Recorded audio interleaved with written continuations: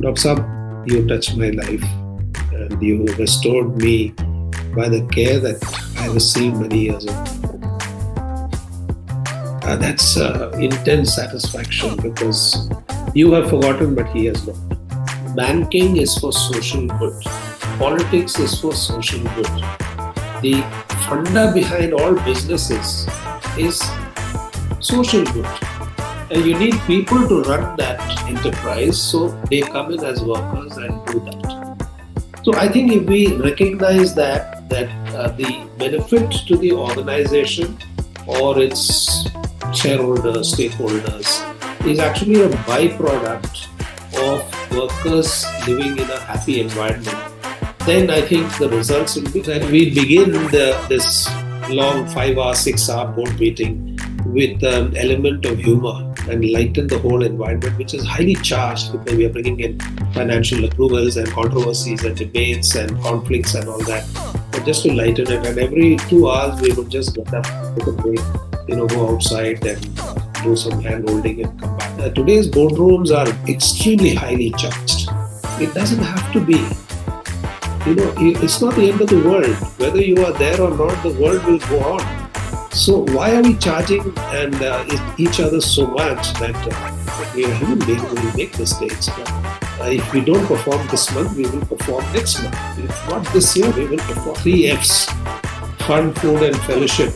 As a necessary ingredient, as a masala to all the boardroom.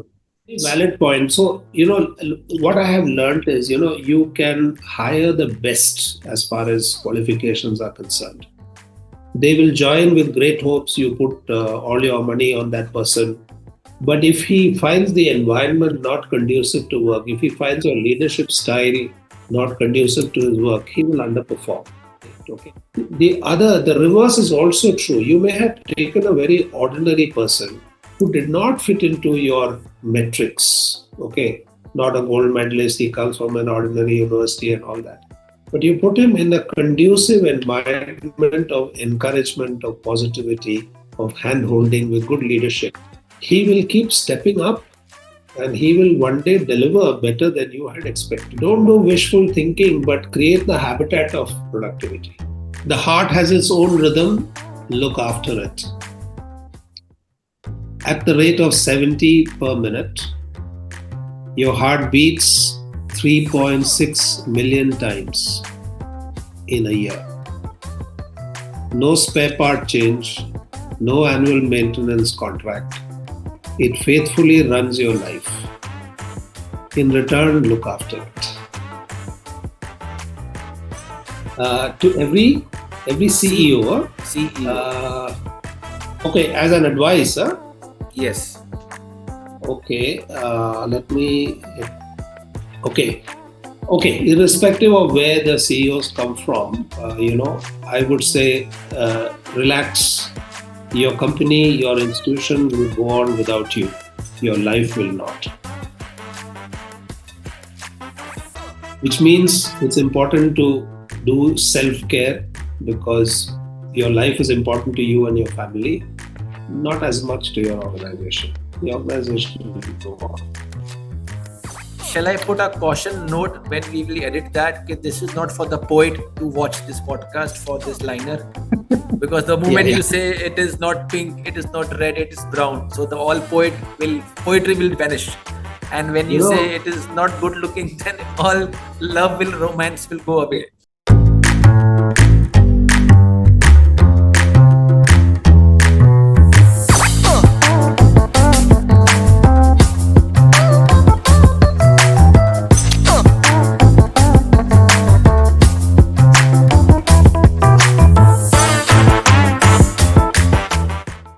Namaste and a very warm welcome to Executive Harmony Conversation with Global Leaders on Happiness and Spirituality. As a commitment given by Amity University for the world, that Amity will be contributing to enhancing happiness and well-being of students, faculty, and community at large. This happiness podcast is yet another initiative, and we are at 23rd podcast today. In our happiness podcast, we invite global leaders from different parts of the world to share or to listen to their opinions, their expertise, their insights about happiness and spirituality. Today, in episode number 23, we bring you a deeply inspiring conversation titled From Hospitals to Boardroom: Leadership Lessons in Harmony and Humanity. And we are privileged to host a visionary leader and a compassionate healer, Dr. Sunil Chandy, Chief Medical Officer at ITC India and also the co-chair of the Public Health Council, CII. And he was a former director of CMC Vellore. Good evening, Dr. Sunil, to Amity University Center for Science of Happiness. And thank you, Dr. Arora, for giving me this honor.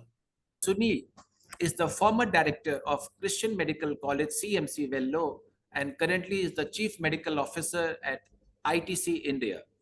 Dr. Sunil Chandy started his career in Rexall after his MBBS and Kerala after his MD, after which he chose to specialize in cardiology, after which he served on the faculty of CMC for nearly 30 years. He was inducted into administration in CMC after an MPhil in hospital management from BITS Pilani. After serving as a deputy medical superintendent and vice principal, he was appointed a director, a position he held till 2017. Dr. Sunil has always been a champion of a whole person approach in health. Dr. Chandy's leadership has been in the area of need-based and compassionate medicine. Traveling, speaking, and widely on the health and management topics, he has been invited to national and international conferences as a resource person. He writes on healthcare and leadership issues in Indian newspapers and social media. In 2019, he was invited to join ITC Healthcare as its medical director, which he is serving currently, helping the company with this vision into healthcare in India. Sir, it's an honor to read your profile, Dr. Sunil.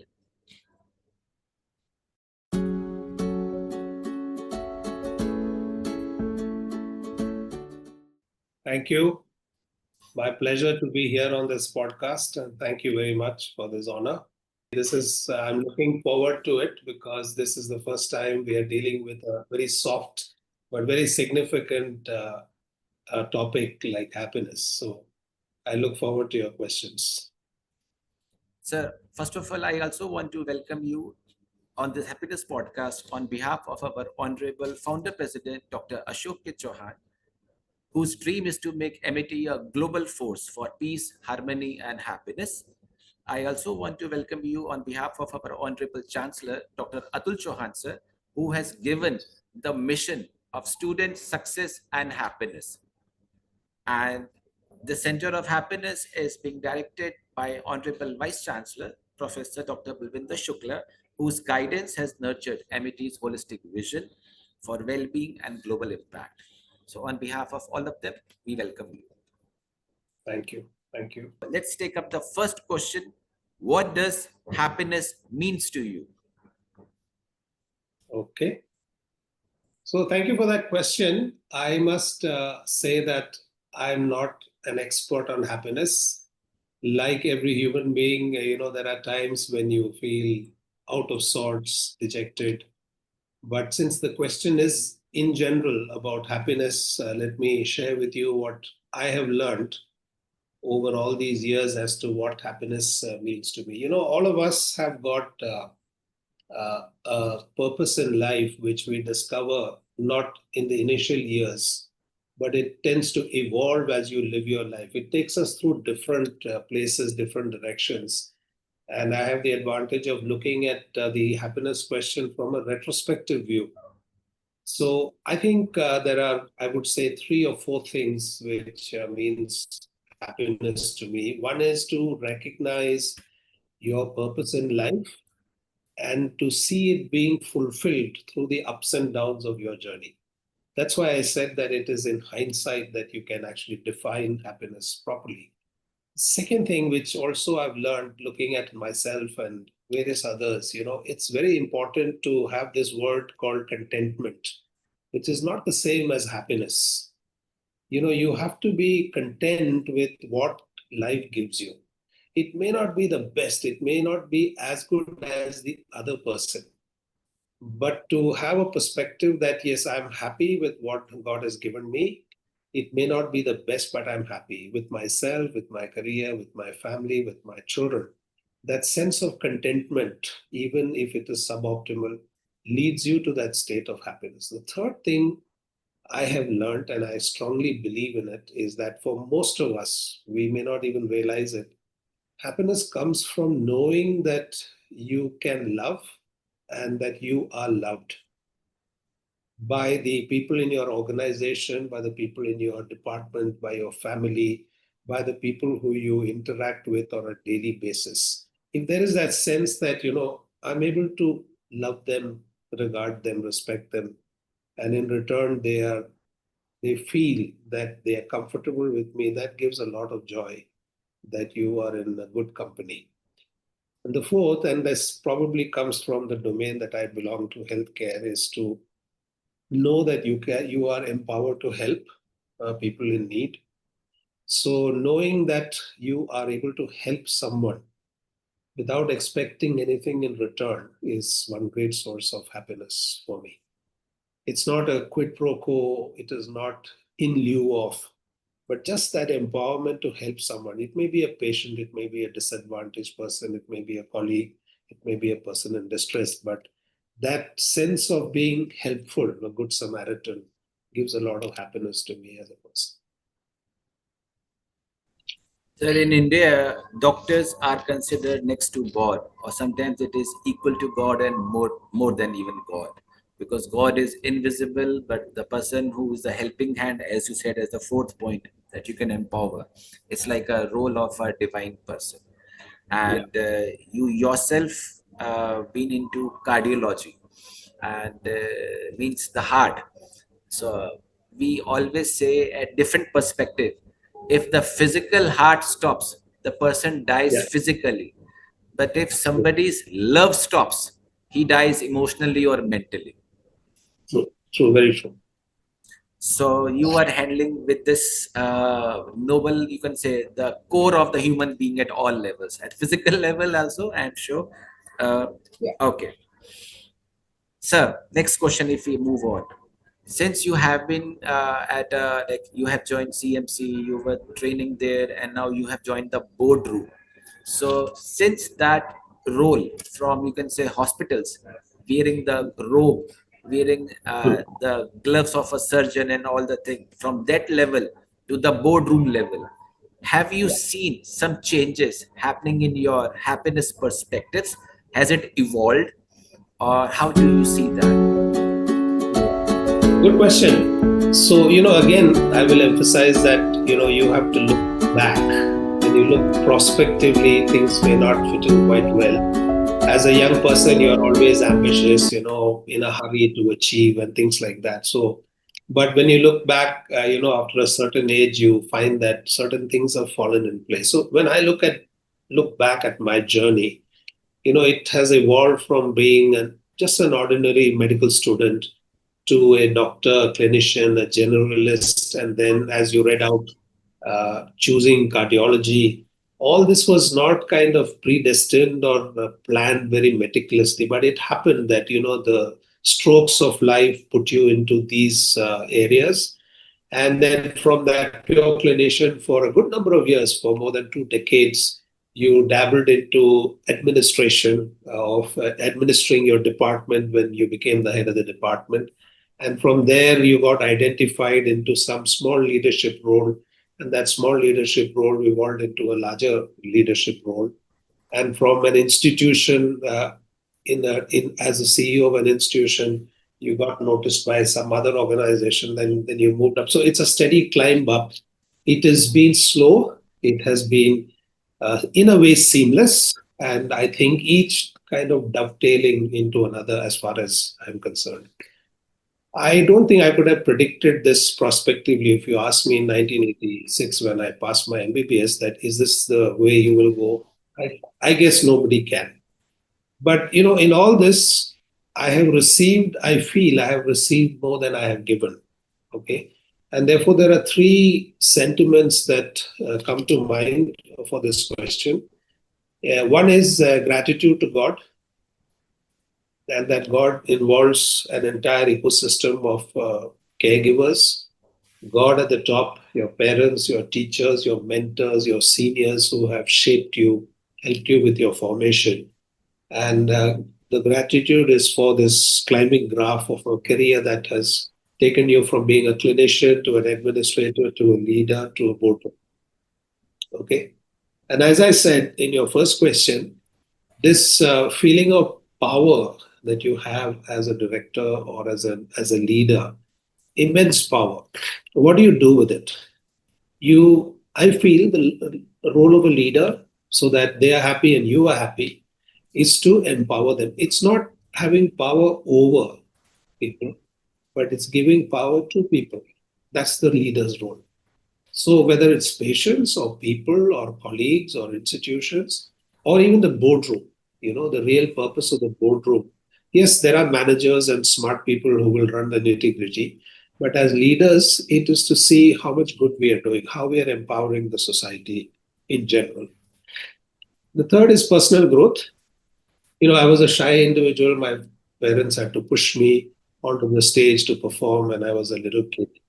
But all these experiences have kind of helped me grow from that shy, introverted, which we all are at some stage in life, to a state where it's possible to communicate. It's possible to have learned some skills in administration, to learn from seniors, the ups and downs of life. So there's been a growth, a personal growth of character or of attitude from all the skills that have come your way in your journey. So this is the change that I have observed through these different facets of my life. So why would I not be happy and feel valued, uh, feel endeared, and nothing really to complain about? When I was reading your profile, it was like a new thing that I came across was whole person approach to health. How does it like apply to your own life or something like that? Can you please elaborate? Yeah. I'd love to answer this question. As doctors, we are all taught at the junior level of life that, you are treating the person as a whole. You're a generalist as an MBBS, and then you specialize and take up cardiology. You learn more and more about less and less specific to an organ. That's the way your career evolves. And then you call yourself a specialist, and then you actually can't look at other organ systems because you are narrowed into one. Now, what I have learned, I'm a cardiologist and I've practiced cardiology for many years. But I have learned that as far as a patient is concerned, when he comes to you, he's not bringing his heart to you, he's bringing a problem. Okay. So we need to unwind from that organ specific approach to see the you as Nitin Arora is a person with a body, mind, and soul.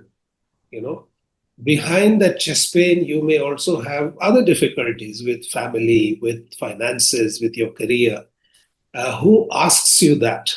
And it's very important for the entire healing process. So, as I have gone above the cardiology level, and right now, as an administrator, as a CEO, I realize this that every patient, there's a person behind him, which is more important.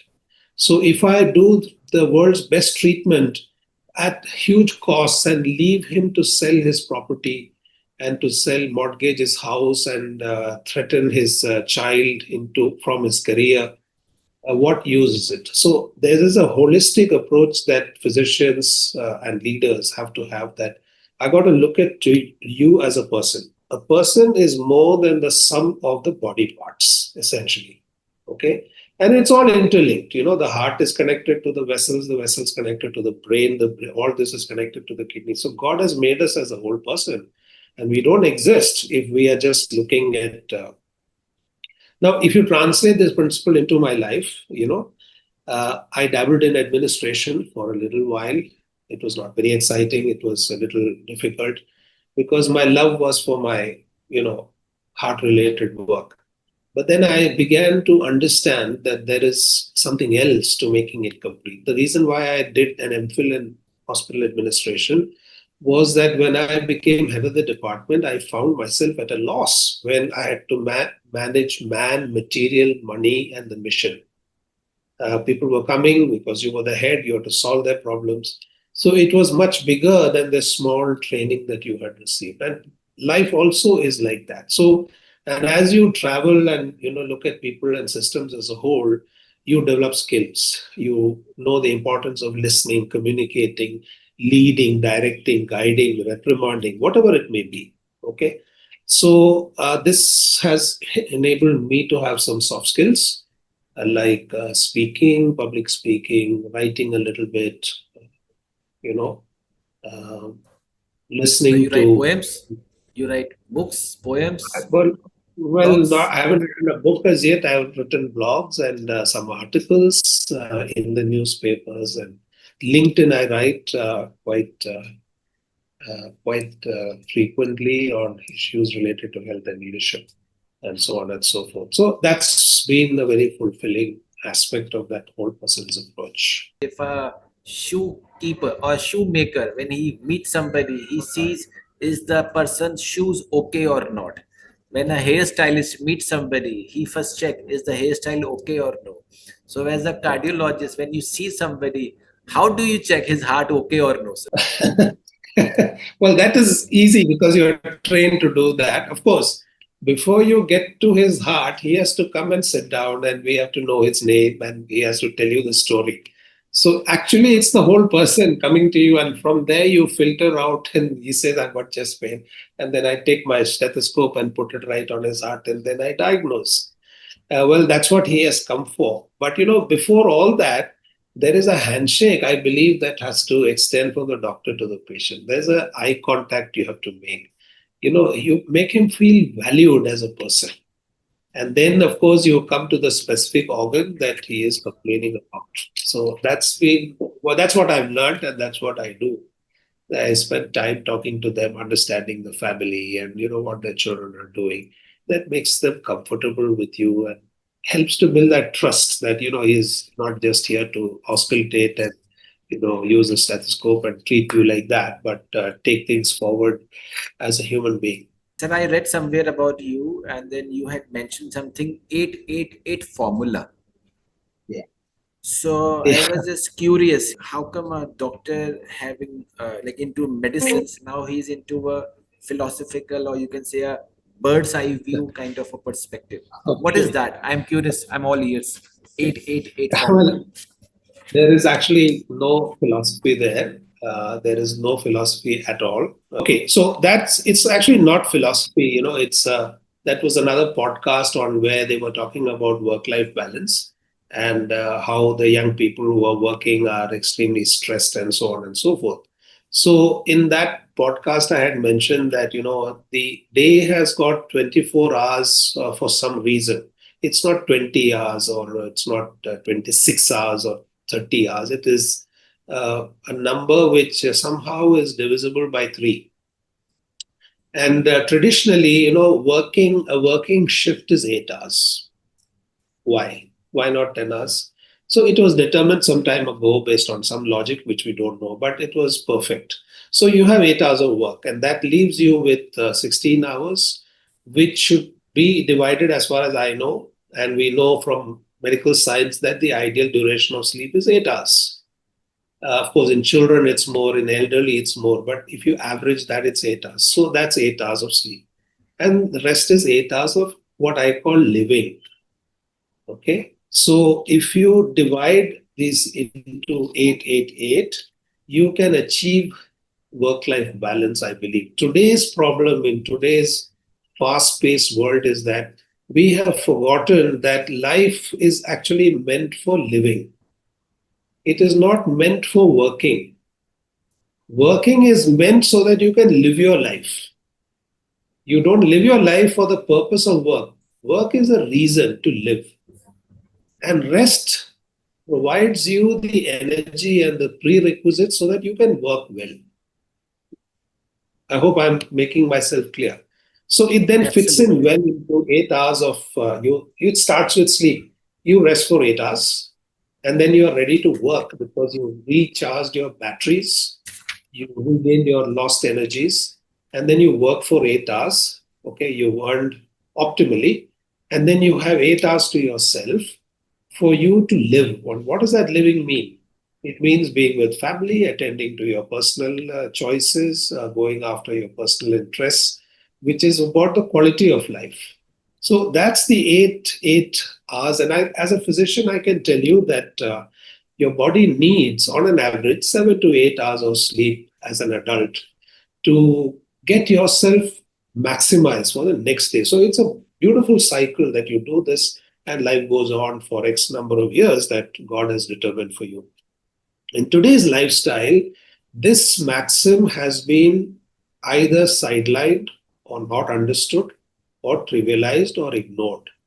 We hear, and I'm saying this because I'm from that domain where, as an intern, I used to work for 16 hours. There was a certain pride in saying that आप जितना काम करोगे उतना ज्यादा आपको ज्ञान होगा. So slog it out. This is when you are young. Yeah, that is true.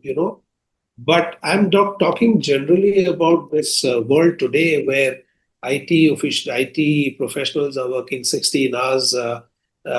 Factory workers are doing 16-hour shifts, 18-hour shifts. They are exhausted. And it's all actually impinging. See, you can't have more than 24 hours a day, whatever you do.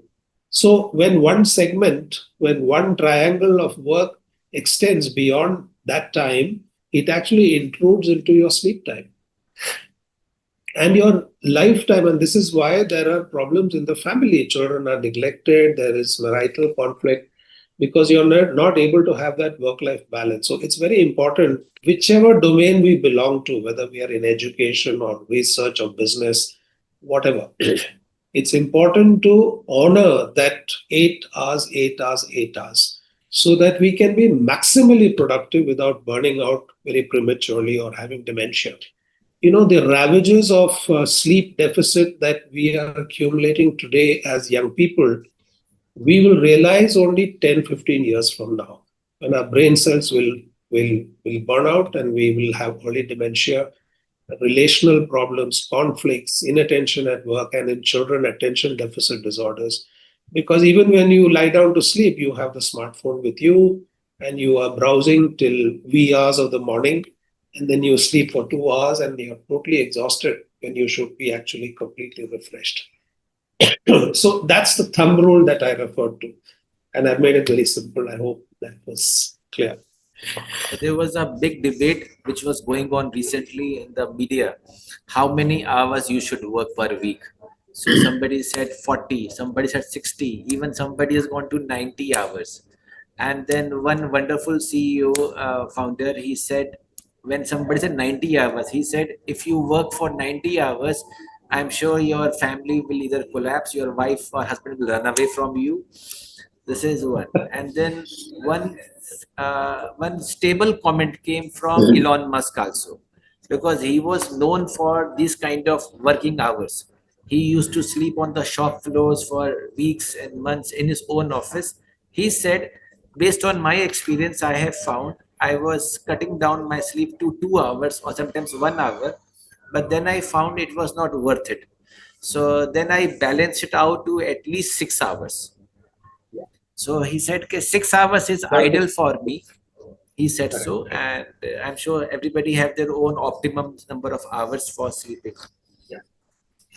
And I'm saying this because there's an increasing research now showing what happens when you cut down on sleep. Below a certain level, you may not realize it, but you are actually burning yourself because the brain in a child grows during sleep. The brain recovers the materials, its raw materials, and in the sleep. So you cannot deny that. That's the primary function. Yes. So a little bit about your family, a little bit about your children, how like they support, since being a medical professional is a full-time or difficult, a different kind of a profile. How they support you and how you keep a balance with your children, family, outing time, what you do. Yeah. How you do. Well, At this stage in life, children, my children, our children are themselves adults with their own families. But Yes. I must be very honest to say that in the years of training, when my wife is a gynecologist, also equally busy as I was as a physician training in cardiology. And I've heard comments by my children that we did not spend enough time with them. And that's true of most doctors who are going through that phase. But somehow we were blessed to be in a campus where there were other families and other children. There was a lot of peer support and they kind of grew. But, in my leadership journey, I must say that leadership is not a one man job.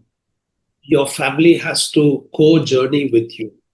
And I've been very fortunate to have my wife, also a busy doctor, but uh, providing the needed support, especially when times have not been good, to be the encourager, be the support, be the advisor, in all the phases of that leadership.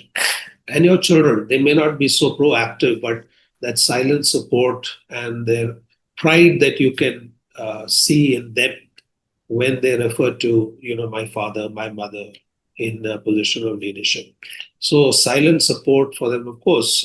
We are a prayer-oriented family, so a lot of prayers said by them for you, you for them. So it's a full family involvement in the journey of leadership as far as I'm concerned. And we have somehow grown. God has been good, and they themselves. The good thing is that there's a diffusion of what you do, how you are. You are a role model to them, and hopefully, we believe that some good leadership traits have also. It's not about becoming a director or not that. You can be a leader without any position. It's that some of those traits would have diffused into them as well. So it's very positive, the role of the family, and I've been really, really blessed to have my wife co-journey with me. She's there to a shoulder to weep on and to laugh and cry at things together. So that's the truth. As question was asked to Narayan Murthy, sir, and her wife Sudha Murthy when they were together in one of the talk show. So a question was asked, since both of you are supreme leaders in different profiles, how do you manage like good time with each other in the early days? So she said, 20 days he travel, 20 days I travel. And when we meet for one day, once a month, there is no need to be shouting on each other because again we travel. Yeah. We again travel. Yeah. So they have found a common sweet spot. It's time for entering into second section, and thank you so much for the first section is over for the personal happiness. I will play the anthem for our podcast now. Play now. In the boardrooms we find a different kind of mind. Leaders taking time to seek the truth inside. Heart and soul aligned. In wisdom we can find. Let's spark a change in kind. The journey starts inside. Executive harmony. Together we'll explore happiness and spirit. Within us in spirituality, we're searching for much more. At the Center for Science of Happiness, where peace and joy reside. Fantastic. Now, after the personal section is done, now we go on the organizational section, or you can say organizational well-being. So you being the Chief Medical Officer at ITC, and you have too much on your platter to serve. Being from the just wearing the robe in the CMC, now managing the men, material, and the mission, as you said it. So, what does organizational happiness means to you? Okay.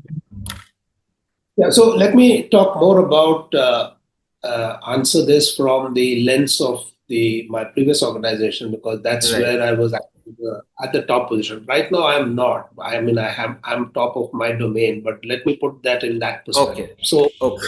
Okay. it applies to the present organization as well. So I have seen that. Uh, I want to quote something that I saw in a TED talk about someone talking about what really matters, counting the uncountables as far as institutions are concerned. So today, when you look at the internet, you will find financial metrics to be the primary in everything, the marker of success, whether it is healthcare or banking or stock, or national parameters, the gross domestic product, and third in world's economy, and so on and so forth. Institutions also. Most of the presentations in a board meeting is, we had grown 12% and we have now got bonus and we've got this and that and all that. So I'm a little guarded as far as the perspective of leadership is concerned, because leadership to me is not about leading the institution, but about leading people in the institution. So you can have a very robust organization as far as financial metrics is concerned, but people in that can be miserable. Okay. So to me, that is not the best form of leadership. So to me, what we heard in that TED podcast was the story of someone asking the previous king of Bhutan about what matters in Bhutan. He said, we never look at GDP. We look at GNH, gross GNH. national happiness. Okay. Right. So I think it has a parallel in our institutional leadership as well. I am guarded about this exclusive. Of course, financial metrics are needed, no doubt about that. But the pursuit of financial metrics alone, in marking the success of a leader or the institution is a little faulty. Organizational happiness is much more than that. Organizational leadership is much more than that. So when are your people happy? They look forward to Monday mornings? Or is it a drag? Like, oh my God, it's Monday, I have to go to work. Are they looking We forward say to Friday evenings? No, I'm going home. So instead of I that, believe that instead of that, we heard of Monday blues, and thank God it's Friday. It's God reverse. is Friday. It's I'm reverse. talking about this. I'm talking about the same thing. So if you have an employee who says, I'm looking forward to going to my office because my workplace is like my home place. I'm happy at my work. Okay, then I think the leadership is good. Okay, where you find cordiality and friendships and positive interactions, between employees who are in the workplace, cordiality between the leadership and the administration and the workforce. When you find that as a leader, if you call them for a talk, many people look forward to coming. They don't hide or make excuses not to be there. When you call them for a chat, they are willing to come. They are happy. Your doors are open in your boardroom or your office. No half doors like the old Tahsildar office, where you can see outside, they can't see you. Where they can come into your room and have a chat with you as a CEO. Then I think, in my perspective, you are a good leader and your organization is happy. That to me is the mark of organizational happiness. Of course, it doesn't mean that you don't give them good salary, and those are things that will run alongside. And in fact, it will run better if your employees are happy, because they'll tend to be more productive. They'll engage a little deeper, and it will become a byproduct of a happy journey. Well, dread, you can say, going into the office of the boss. Yes. So, and so people avoid. So I was reading about one CEO of TVS Hero Motor, something like that, one leader. She was in UK. So she said, when I was in UK office, I have to just email all the employees, okay, this is the work to be done and this will be done. So it is done. But when she says, when I come back to my India office, I have to email, I have to send a reminder email, I have to do a meeting, a follow-up meeting, and still I have to little be hard voice, then it is done. So we have a different kind of a culture, I think, happening in different countries also. Yeah. In one of my podcasts, we had a guest from Norway. He was a sleep officer in Norway. So I asked him a question, something like this: in how like in India the work time is unending. It can continue by email at night, 12 o'clock, 1 o'clock. How about there? He said after 4 o'clock, nobody sends an email to anybody. So if at any email comes, we might look into it, but we'll see tomorrow morning only. So they have a different culture. And in Japan, in case they don't respond to an email, they are not loyal to the company. So they are more tight. Yeah. So India is in between. Norway is on the other extreme. Yeah. So yes, different perspective. They think.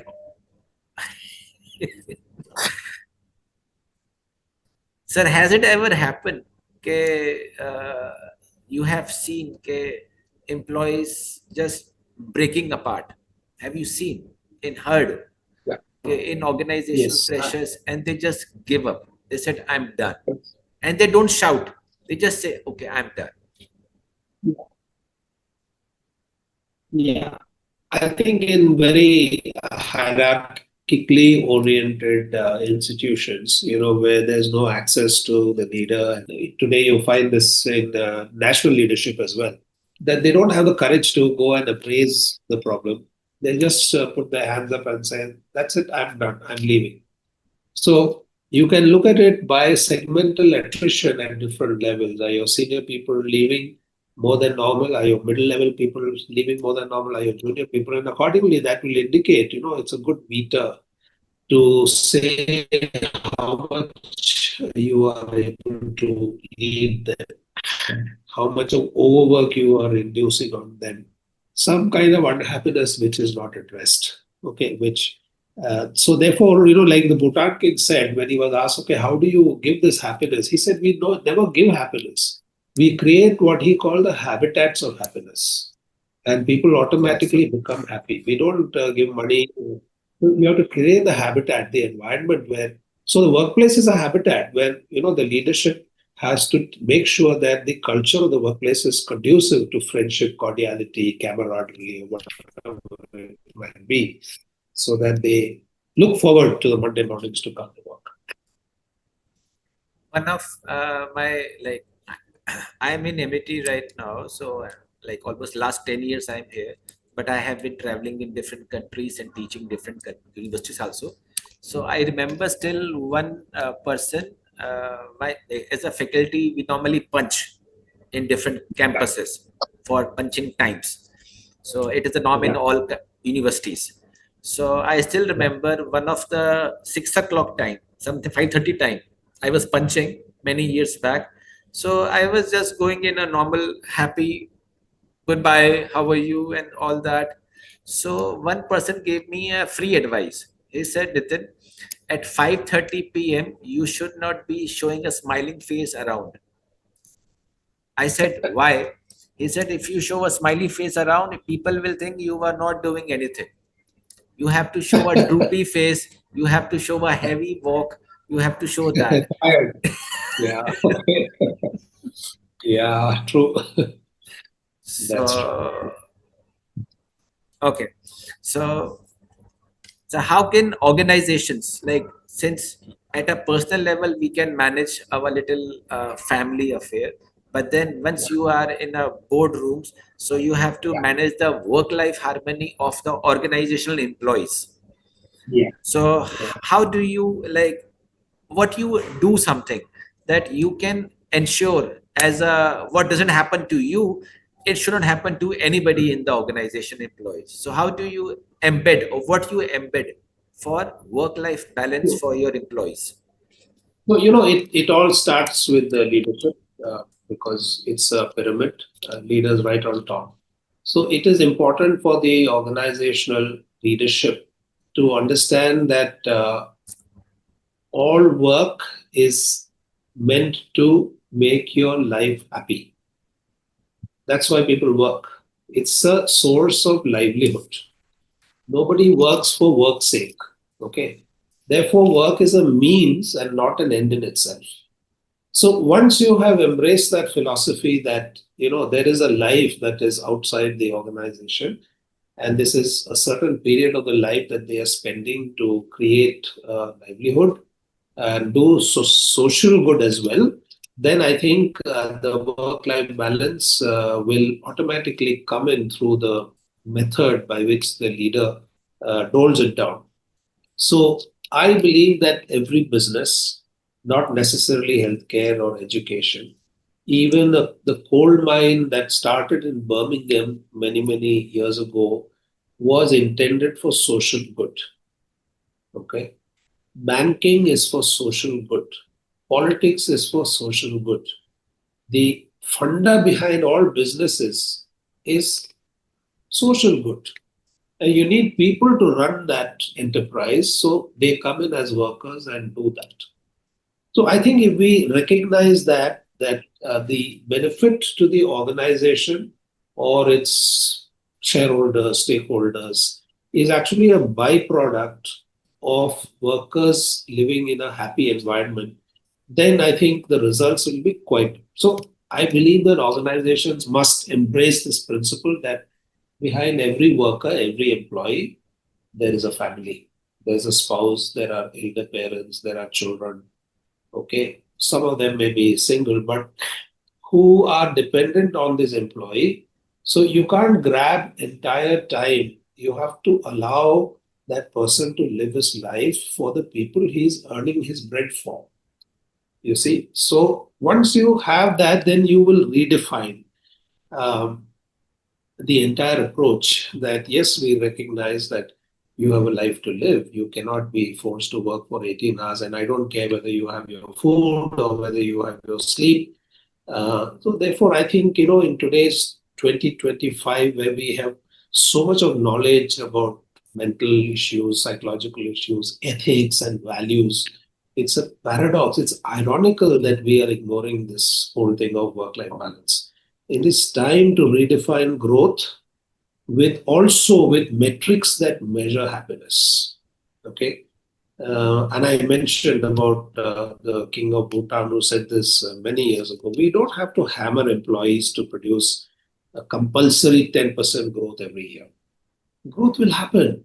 One year it might be 7%. There's no need to take everybody to task and say, this year we have reduced and that company did better than us. This whole one-upmanship is driving people crazy. And we are ceasing to be human beings. And I'm sorry to say, but with the AI coming in with speed and the velocity at which things will move, it is not going to give us more time. It is going to charge us more to do more. We are now looking at CAGR of 25% as normal. It's crazy.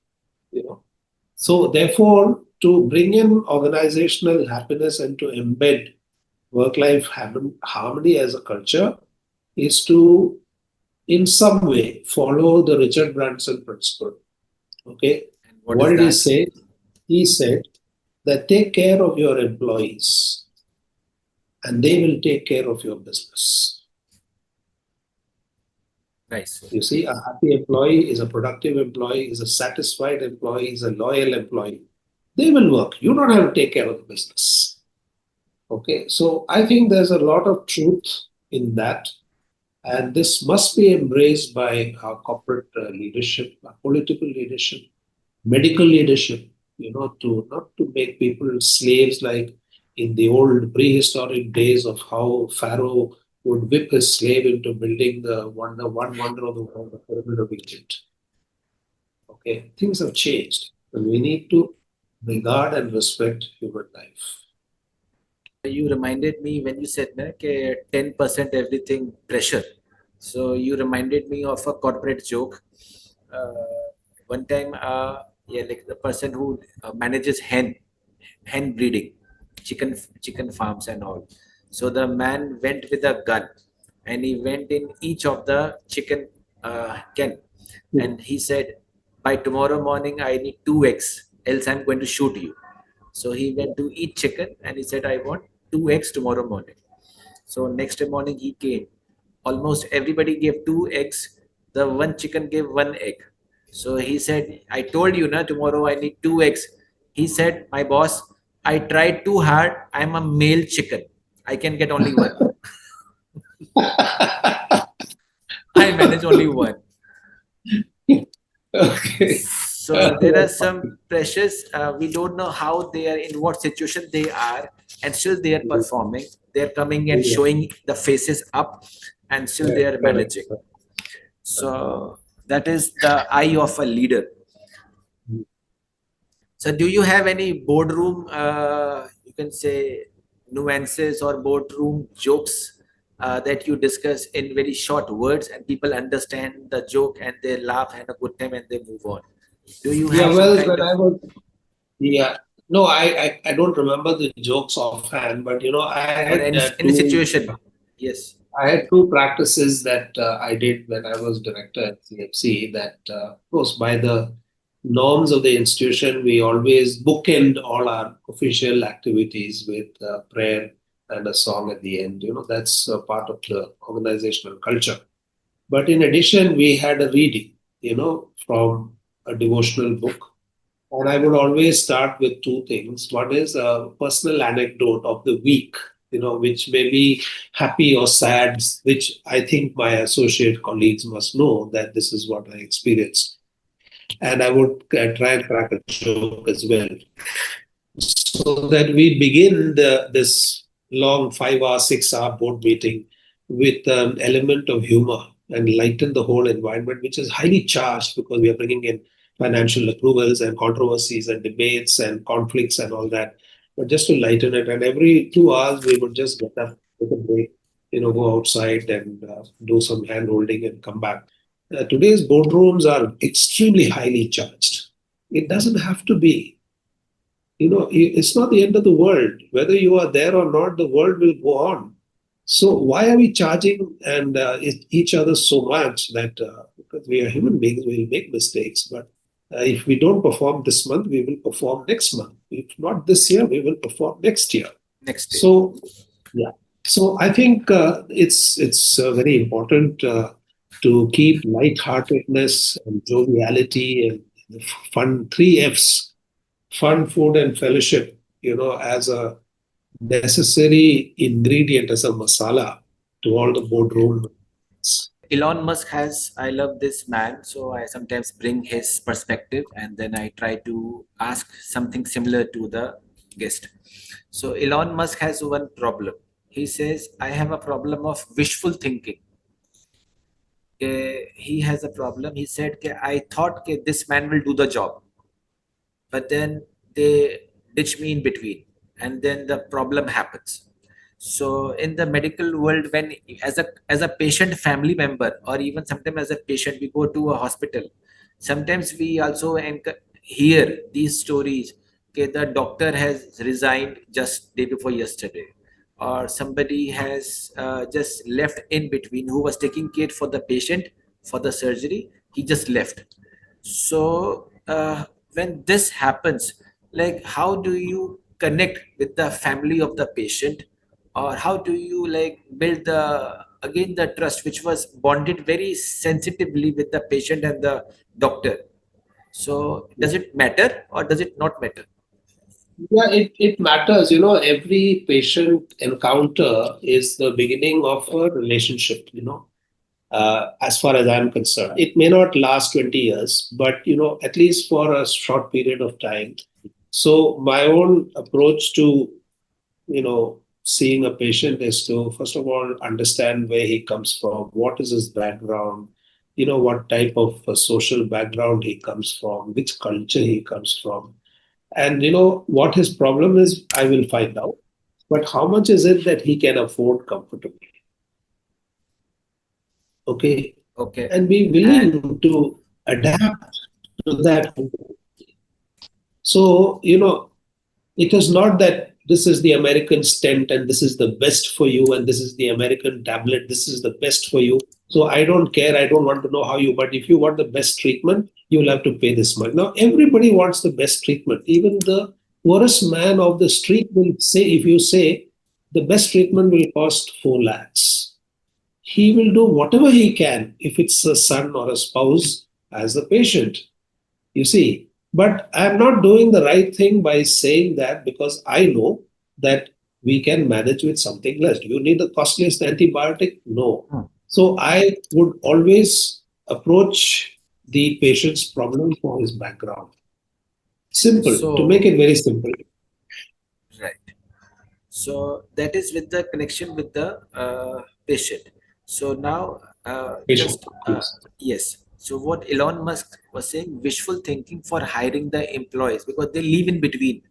So if you have to hire a doctor, because I think you would be in that interview process and all, do you have shortlisted some of the qualities that this is how you pinpoint, like this, if this is happening, so at least he would be with us, or at least he should be with us, something like that. Have you finalized, thought of 2-3 Yeah, points? no, it's a very valid point. So, what I have learned is, you can hire the best as far as qualifications are concerned.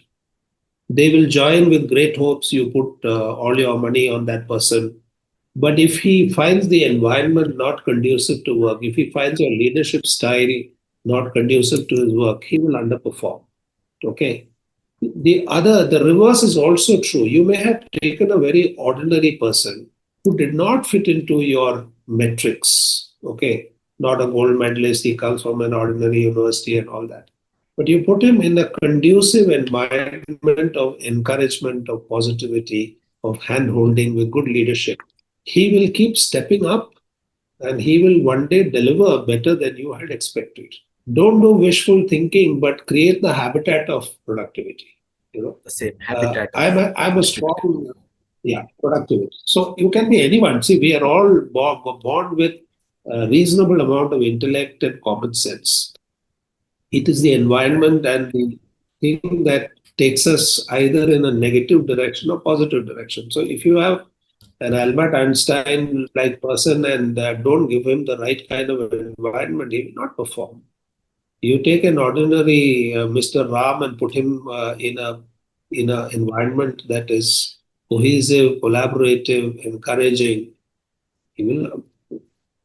I can say that I was not the most brilliant guy at school, but you got opportunities where you found the organization allowed you to grow, and we grew, and that's the story with everybody. So with this, we come to the end of section 2 for organizational well-being. Age, experience will make us divine, or at least close to divine with age. वो कहते हैं कि हर हर उम्र में एक जुनून होता है, हर उम्र में एक जुनून होता है, कभी खिलौने, कभी माशूका, कभी रुतबा, तो कभी खुदा का नूर, पर हर उम्र का एक जुनून होता है. So with as our hairs become whiter and whiter, so the things goes at higher levels. So we have a third section is spirituality, because when we talk to all leaders, somehow the talks, the principles, they are touching the same frequency of the divine person, that this is how the world is, this is how we should do it, but how frequency trickles down, that is the time game. So we are in the third section is spirituality, the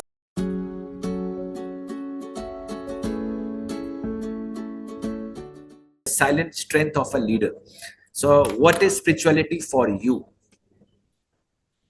Okay, so spirituality for me is a very personal matter, and I want to decipher, split out two words which are often confused when we discuss things.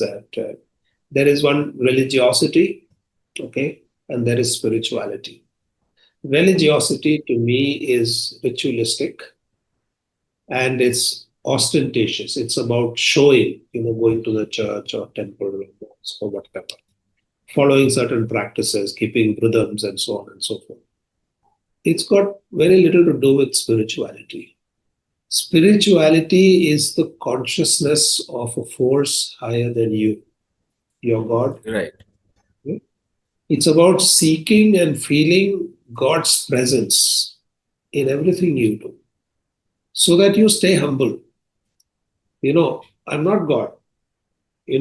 I can be reduced to dust in 1 minute. Okay. So I need to revere and respect a higher force, which I call God. Okay. There is someone who's watching over you, who's created you, who's watching over you, who has fixed your destiny in life, and is taking you through that journey. It may not have been the journey that you imagined. And you feel the presence in through good and bad times, through hill and valley experiences both. And it's always better seen when you climb the hill, you look down and say, oh, I was there. Now I've climbed up. Okay.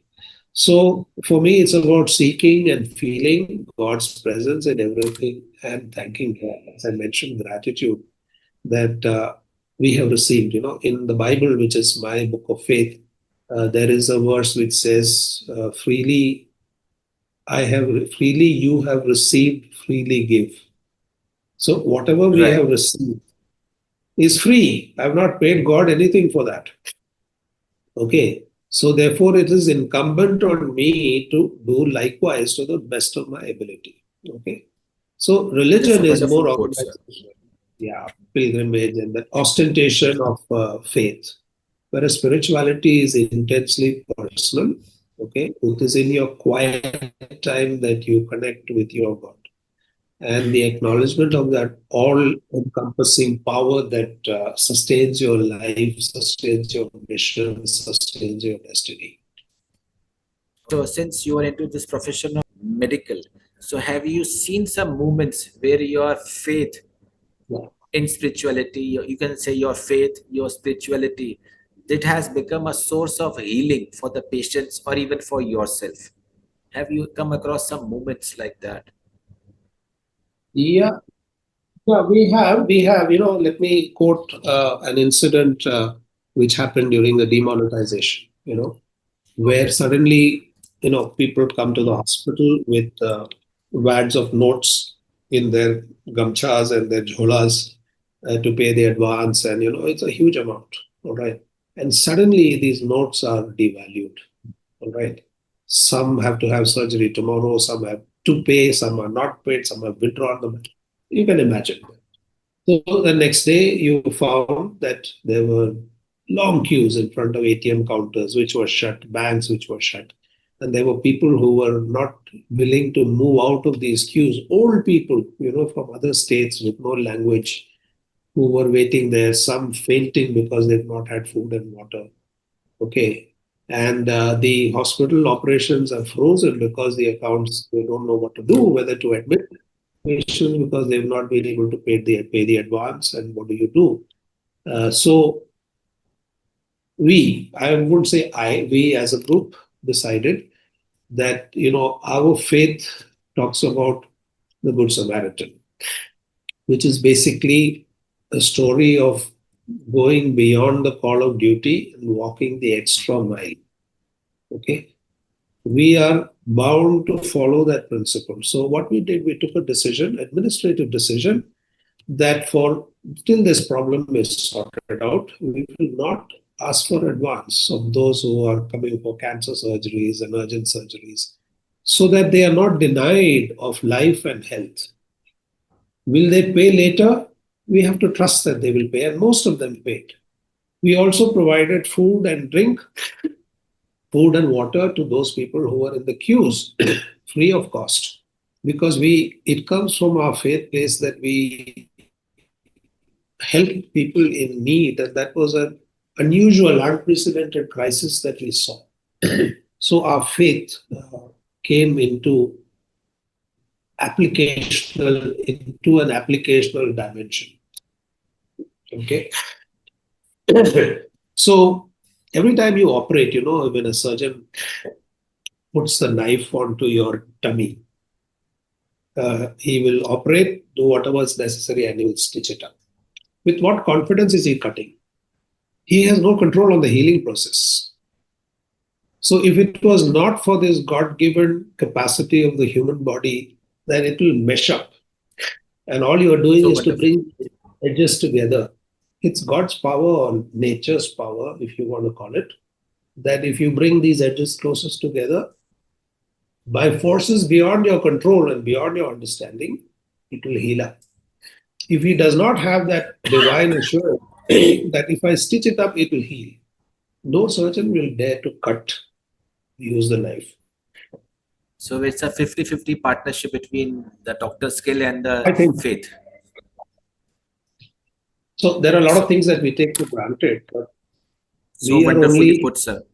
This will bring down to silence to some people who think they are ultimate, they are 100% reason for everything. So yes, so there is a 50-50 partnership going on. Thank you I for would think bringing so. to this attention. So now we will shortly move to the next round, which is cool fire round.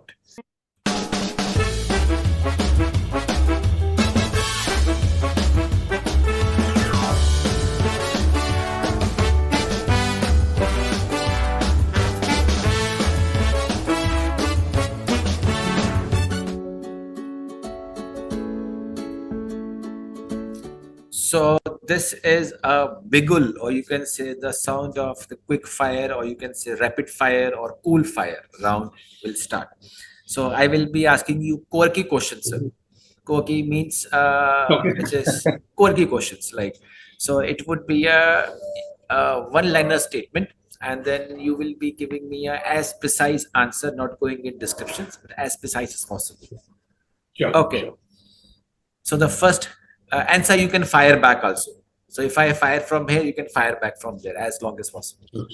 Yeah. So as a cardiologist, what's your one-line prescription for a happy heart? Okay. Purpose, gratitude, and connection with people will give you a Okay. happy heart. My perspective. Okay. Next one. What raises your heart rate more? An emergency case or an urgent board meeting nowadays? I would think emergency case because it's life and death. 1 minute delay you can lose a life. Board meetings can wait. There Okay. is nothing as a life and death as an emergency case in casualty. So I would be more anxious and my heart would race more with that than the board meeting, however important it is. When was the last time you heard from someone saying this is pure joy, or your heart said this is pure joy? See, when I go back to my institution that I was in Vellore, I sometimes take a stroll or go for some personal leave to the hospital. And I meet some old employees and old patients, especially old patients who I have no recollection of because you see so many patients, but they have not forgotten you. So they will actually run up to you and say, Dr. Saab, याद है? नहीं याद तो नहीं है, मुझे याद दिलाना पड़ेगा, मैं सो एंड सो हूँ. ठीक है, कैसे हैं आप? हाँ ठीक है. डॉक्टर साहब, you touched my life and you restored me by the care that I received many years ago. That's intense satisfaction because you have forgotten, but he has not. What I did for him, I don't remember, but he remembers that. May not be rocket science, but maybe just a conversation or some tablets which helped him. So that's a very fulfilling moment of a doctor's life. One heart tip you wish everyone followed but no one does? I think है ना कि heart एक ऐसा organ है जो when you draw a cartoon, आप red pen लेकर के you will make it symmetrical like that, but it's actually a very ugly organ to look at. It is not red or pink, it is dark brown, it is asymmetric, it is left sided, it's fidgety, it is disobedient. But it's an amazing organ. It pumps nearly 2.5 million liters of blood I mentioned about the beats, but 2.5 million liters of blood. I'm telling you the anatomical facts, no, because heart is the only organ. Is important. I think I must share this.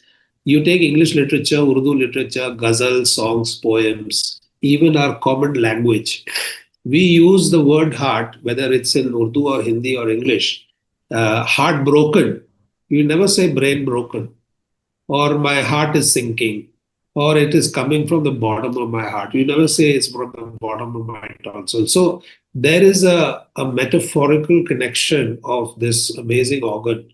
That is what poets and songwriters and lyricists harp on to.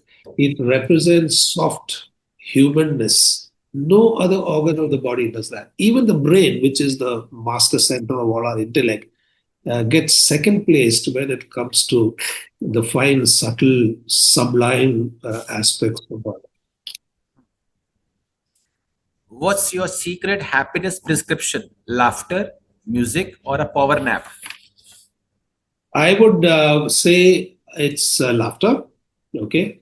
Music does help. I don't think a power nap. Power nap basically helps you to recover your physical energies. But I would put it differently. As I mentioned in the earlier part, it's fun, food, and fellowship. And I would strongly urge that we take this and humor into our lives. Every person has a one liner. So, as a doctor, do you have a one liner that never fails to make you laugh? That you always say again and again in a routine language to your patients, to your friends, and that is your punchline, something like that. I have not really, I don't have a one liner, but. Or a famous joke or a famous statement.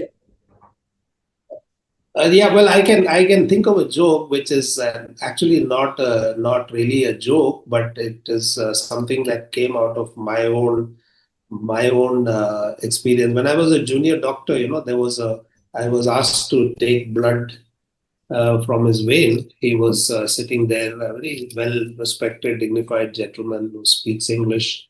I was a junior doctor, and he didn't have great veins, so I poked once, I didn't get. I poked him second time, I didn't get. And I had to update him. I said, "Sir, I'm sorry, but I am trying to get into a vein." He said, "Don't worry, doctor, carry on. But let me tell you, so far, it has all been in vain." VAIN. Nice one. Nice one. If you could prescribe one thing to every CEO for happiness, what would it be? To every CEO. CEO.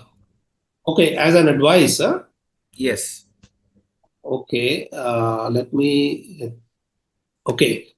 Okay, irrespective of where the CEOs come from, I would say relax. Your company, your institution will go on without you. Your life will not. Which means it's important to do self-care, because your life is important to you and your family, not as much to your organization. The organization will go on.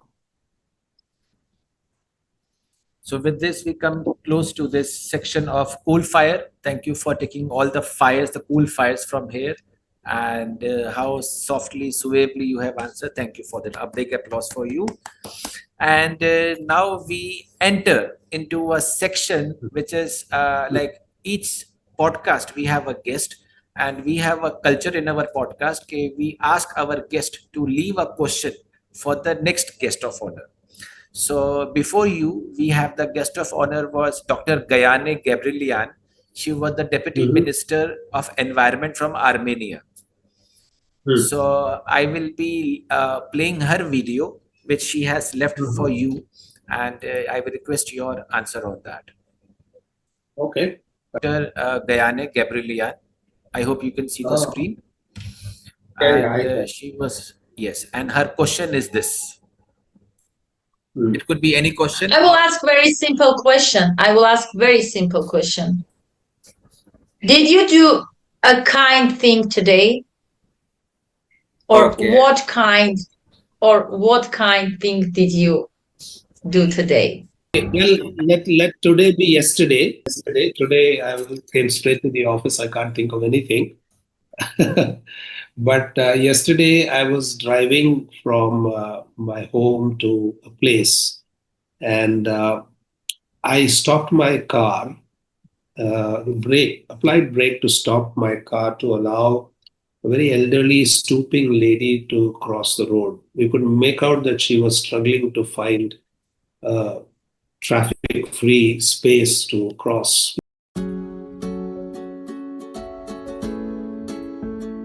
Not a very big road, but she could not. So I stopped in the middle of the road and indicated to her to just pass through. She did pass through. She took some time, and but what happened in that few seconds is that the vehicles behind were all honking away, and some of them had pulled their shutters down and maybe cursing me.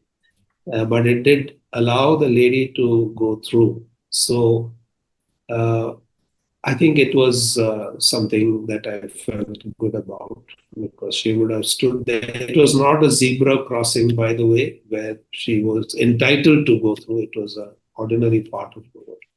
So it's just something that brought some happiness. Okay. So I will pass on this answer of kindness to Dr. Dayane. And now comes to you this responsibility of leaving a question for the next speaker. And there is no, I cannot say to you who would be that next speaker. It would be a blind question from your side to the next global leader. He or she could be from India or abroad. So at this moment, we cannot say. So I will request you to leave one question for the next.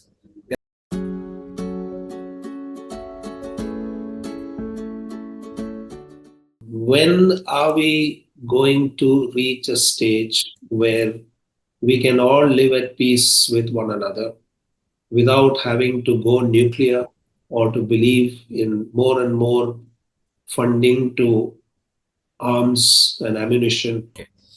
Thank you for this question, Dr. Sunil sir. And I will be passing on this question to the next leader. In this 10-15 days around, we would be having our next guest of honor for this podcast. Now, I leave this podium open for one or two questions from the audience. If any audience want to ask a question, they can open their camera and they can ask a question. Hello, sir. Hello, nice to talk to you. Oh, I'd love to thank Dr. Sunil, sir. My name is Nong Diki, and I am from chemistry here in Amity University. And it was hear about Bhutan and as well as all the advices that you have given us. So my questions are it's a little personal because being a doctor, I would love to ask you if you ever had any fear of seeing blood or flesh because that's one of the fear that I have in my life. So if you had that fear, how did you overcome that fear of seeing the blood and flesh and all these organs? Being a cardiologist, you have to open someone's heart. I dread seeing my sister even get her injections. So if you could answer that. Yeah. Honestly, I have not had a faint or fear of seeing blood or injection or open chest at any point in time. But what you are describing is not uncommon. I've had my classmates who, when we went first time to see a dental extraction and saw all those fancy equipment and the dentist drilling the tooth and blood coming out, somebody fell, one lady fell. It's not uncommon because that whole reflex of seeing that unusual can induce fear, which can cause what's called a vasovagal attack, and you can faint. So that is something that is to be expected, but you will grow out of it. You don't have to worry. You see it once or twice or thrice, you will get used to it. The body and the brain has got this ability to adapt. So every doctor will adapt to this situation. And who knows, you might become a heart surgeon, dealing with blood and blood alone in the future. Thank you, sir. Yeah. There was a joke which reminded me what you just said, get used to it. So there was a man, a newly married man went to an astrologer and he said, Panditji, I am newly married, but how many years I will have a misery in my life? So he said, okay, 5 years. He said, after 5 years, she will go away. He said, no, you'll be used to it.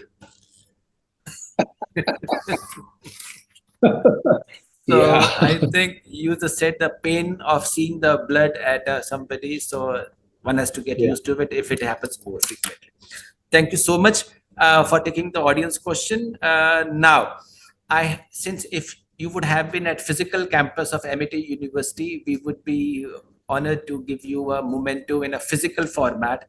So we thought of doing something unique in this virtual mode of giving you a memento for being at our Amity Center for Science of Happiness and doing such taking all the possible questions of different sections, even the global leaders from the previous, uh, you can say, podcast. And I'm sure you had similar experiences of happiness and joy that what we are feeling from here. So on behalf of our Amity University, if you allow, I would like to present a memento to you on a virtual note. And that's a surprise. And you can say that it's a custom song being designed for you, sir.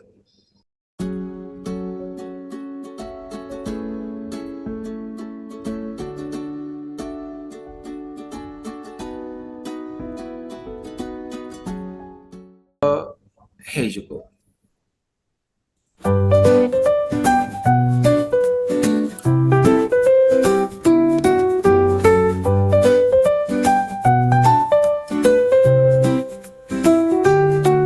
Through every life you've touched with care, you've shown that love is everywhere. From healing hands to guiding light, you've turned each pain into new delight. Dr. Sunil, we thank you today for showing the world a brighter way. With wisdom, courage, and a heart so kind, you heal both body and soul combined, says.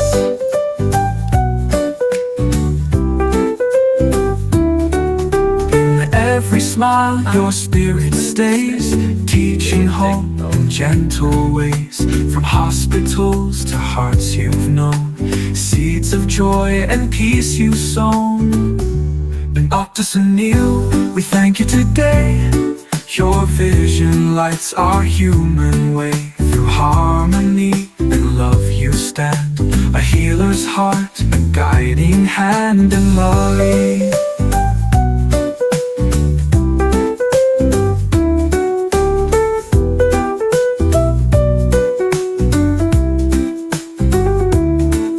The world feels lighter when you lead. Your touch is grace, your words are creed. From CMC to ITC's care, your message whispers everywhere. Health is happiness if shared with love.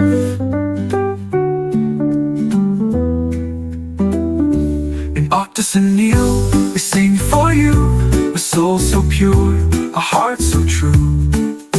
Amity stands in joy to say, you've brought harmony our way. So, for every life, for every start, thank you for healing with the heart.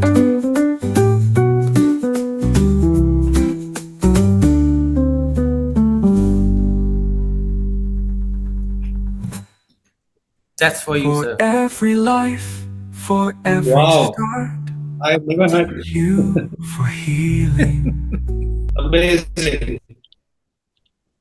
Thank you so much. I didn't really deserve this, but thank you for such a lot of effort that you put into making this. Can I have a copy We of will be this? sharing. If Yes, you can we will send it to share. me, Yes. I'll be delighted. I must show it to Yes.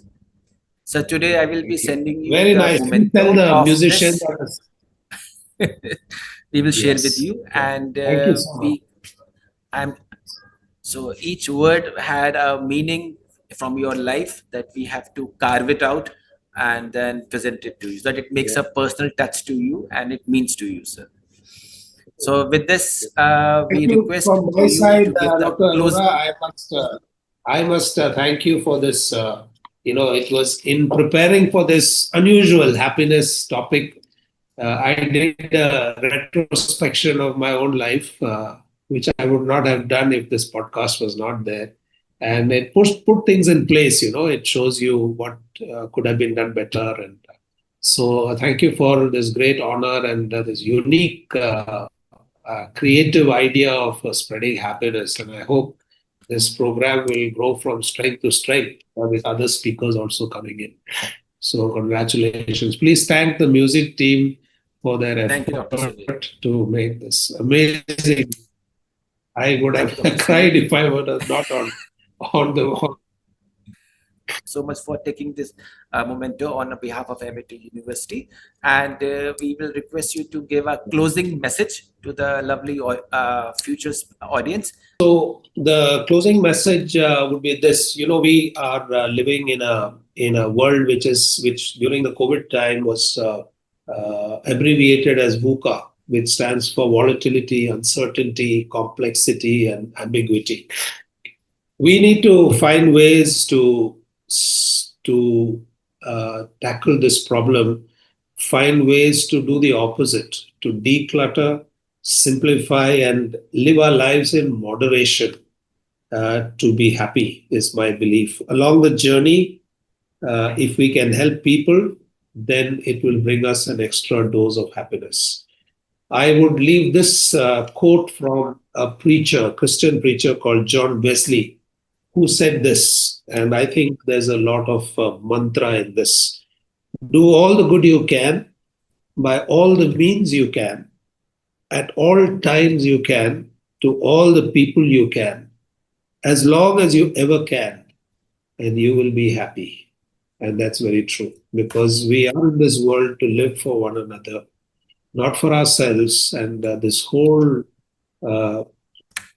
fast-paced aspect of life that we witness today, of countries destroying each other, is very sad. And we hope that we can convert this into some way by which we can live happier lives for others. Thank you so much, Dr. Sunil. And with this, we conclude this unending feeling of conversation with you. It's a truly enlightening conversation and heart-touching dialogue that we had with you on this platform of Amity University Center for Science of Happiness podcast. Yes, we conclude this truly enlightening and heart-touching dialogue that we had today with Dr. Sunil Chandy, sir, the Chief Medical Officer at ITC India and the former Director of CMC Vellore. Sir, with your interaction today, we are left with wonderful memories.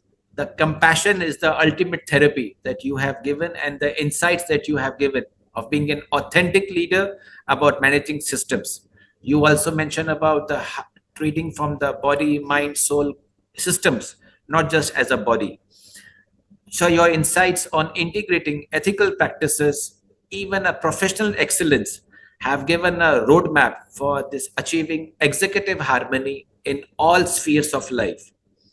We extend a heartfelt gratitude to Dr. Sunil Chandy, sir, once again to you for generously sharing his time and profound wisdom. Our special thanks to all the visionaries of Amity University, our Honorable Founder President, sir, our Honorable Chancellor, sir, Dr. Atul Chauhan, our Honorable Vice Chancellor, ma'am, Dr. Balvinder Shukla, ma'am, for nurturing this Amity's holistic and happiness vision. To our listeners, I'm sure you will carry the message of Dr. Chandy's in your heart and practice. And with this, you will heal your heart, not just physically, but also really in your own journey. Thank you for tuning into Executive Harmony, and we look forward to having a next global leader at this Amity Happiness podcast. Off a mood, sad ho, to suno. देखो मैंने तो खा ली है happiness वाली कसम, इसके साथ ही कह दिया tata bye to all the गम। हाय कैसे हो खुश हो क्या सच कहो ओके लिसन देखो ना झूम रही हूँ पूछो कैसे सबको रिकमेंड करती हूँ मैं हैप्पीनेस वाली कसम जिंदगी में एक ही काफी है नो टेंशन हम हैं मगन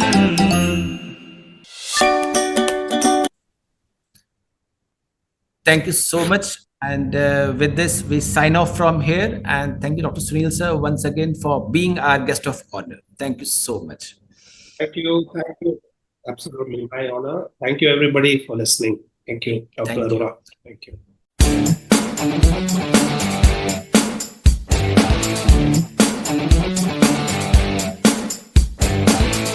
Hey, hey, चलो ना ढूंढे शहर एक नया जहाँ मुस्कुराहटे हैं बिखरी जहाँ से गम का मौसम गया जहाँ मीठी बातें हर एक अजनबी से हो भूले हम भी जो सारी फिक्रें लम्हा लम्हा खुशी आजकल सारे उदास रह रहे हैं लेकिन आपकी जिंदगी में कुछ खुशी का जरिया होगा तो आपको क्या खुश करता है What makes you happy? पैसा और वर्किंग आउट पैसा और working out friends best friend okay तो इसके अलावा और कुछ फैमिली और पैसा रहेगा तो सब अपने आप ही खुश हो जाएंगे यही आप कहना चाह रहे हो बहुत बहुत धन्यवाद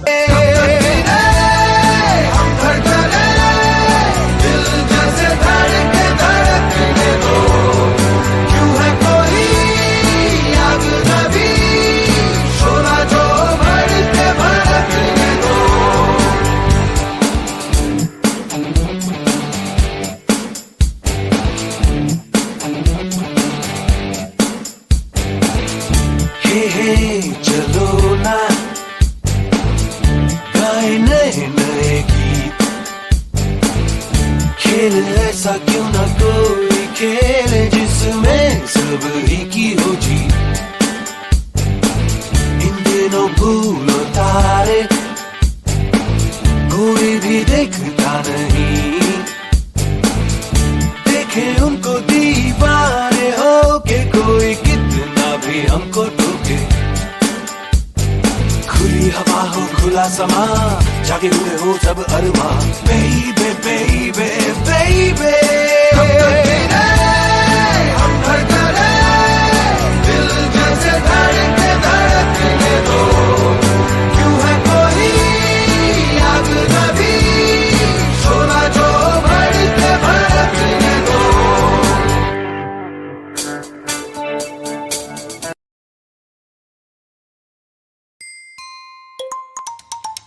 हाय कैसे हो खाया क्या खुशियों की कसम ओ हेलो ऑफ है मूड सैड हो तो सुनो देखो मैंने तो खा ली है हैप्पीनेस वाली कसम इसके साथ ही कह दिया tata bye to all the गम हाय कैसे हो खुश हो क्या सच कहो ओके लिसन देखो ना झूम रही हूँ पूछो कैसे सबको रिकमेंड करती हूँ मैं हैप्पीनेस वाली कसम जिंदगी में एक ही काफी है नो टेंशन हम हैं मगन